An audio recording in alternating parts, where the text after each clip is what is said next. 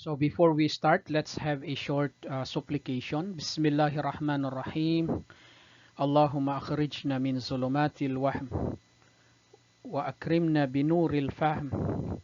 Allahumma aftah alayna abwaab rahmatik wanshur alayna khazaina ulumik birahmatika ya arhamar rahimin walhamdulillahi rabbil alamin.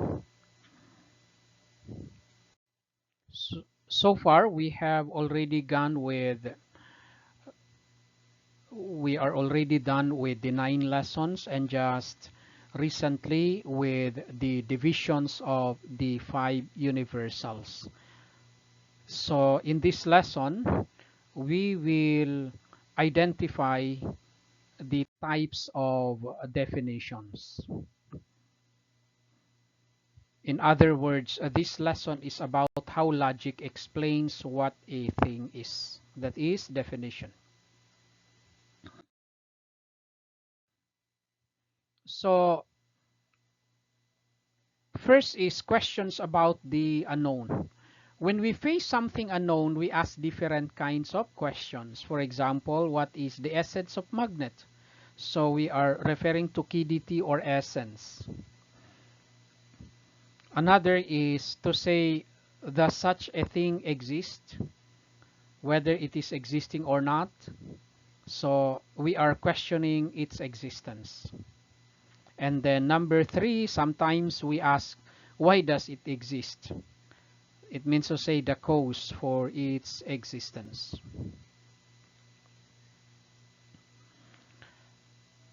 Question number 1 is actually what is being answered by definition. Whereas question number 2 and number 3 are argumentations. It is an argumentation that would answer them. So take note that question 1 seeks conception. It means to say tasawwur. Whereas questions 2 and 3 seek assent or tasdiq. Remember our lessons 1 and lesson 2, particularly lesson 2 about tasawwur and tasdiq.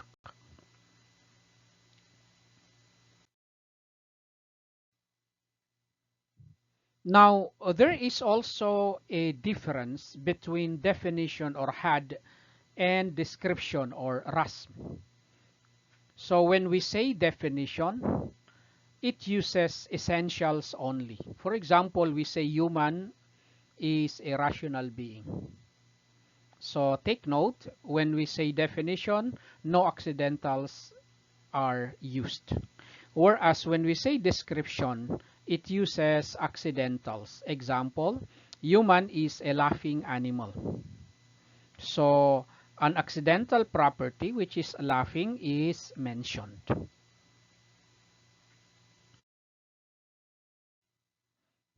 Now, another way of classifying definition is to say whether it is complete or incomplete. When we say complete definition, it includes the whole essentials and usually proximate genus plus proximate differentia. For example, to say human are rational animal.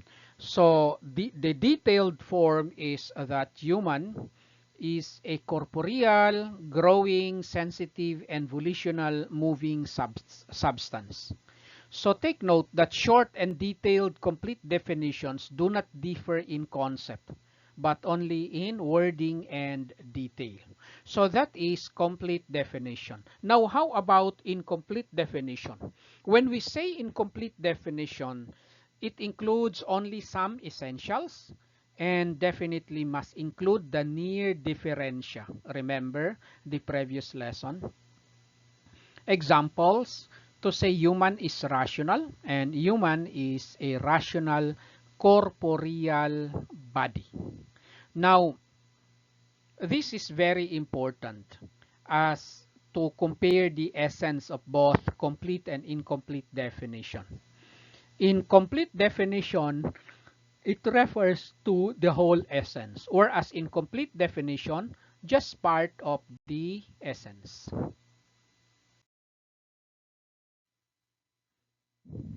Now, these are the things that we need to understand as way of concluding. Near genus plus near differentia give a complete definition. Take note, near genus and near differentia. Second, complete definition and the defined term are conceptually synonymous, definitely. And then complete definition and the defined term are equal in referent. Take note of our lesson in lesson 3, for instance, referent or misdoc. And then point number 4 is that incomplete definition is not conceptually equal to the defined term, but it is equal to the referent. And then the last point is that both complete and incomplete definitions distinguish the defined thing from others.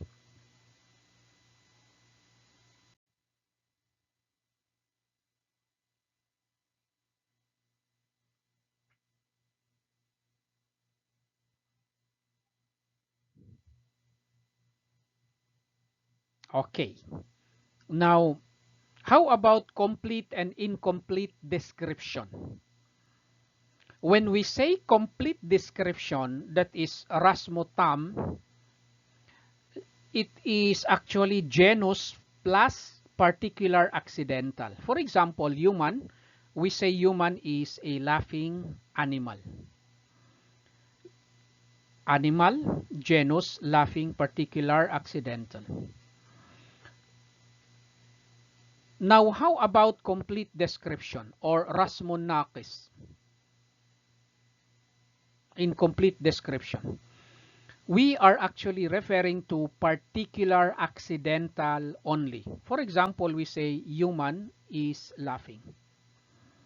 So take note of this to differentiate complete and incomplete description. These descriptions distinguish a thing using accidentals, not its whole essence.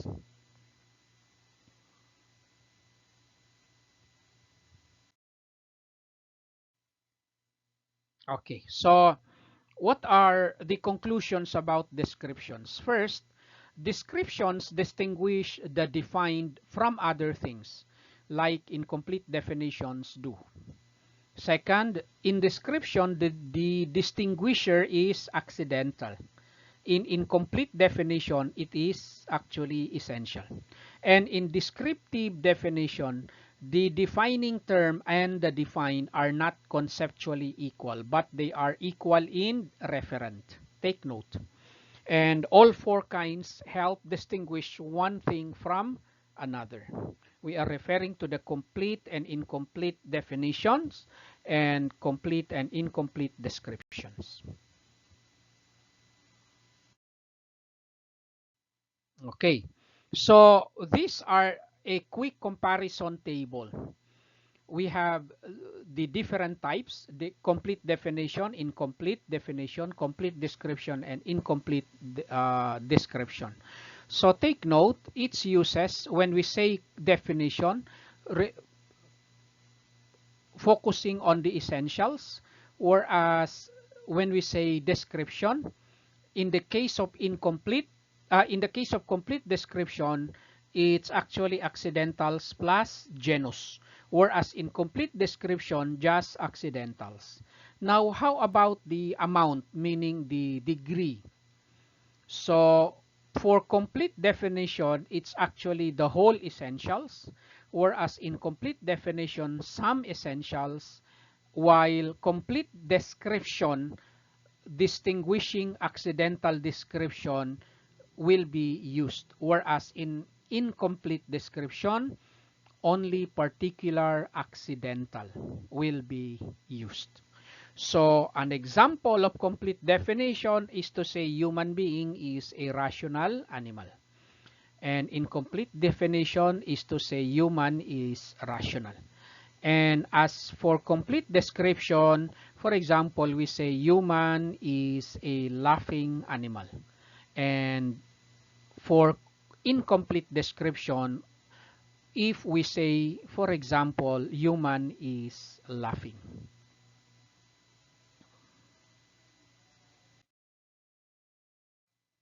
Okay, so in order to prepare for the lessons activities, so let us be reminded of the following questions.